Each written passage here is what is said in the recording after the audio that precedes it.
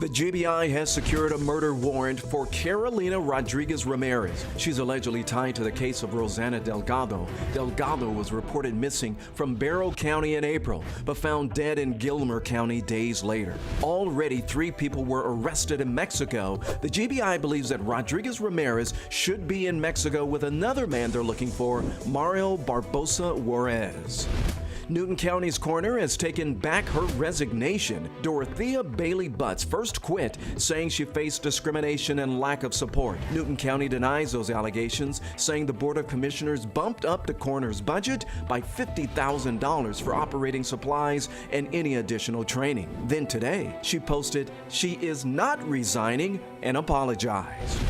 Millions of dollars will fund a new law enforcement training program. Governor Brian Kemp announcing the grant money today. More than $6 million is broken into 63 different grants meant for different departments across the state. This money is part of a recommendation from Governor Kemp to lawmakers during the legislative session.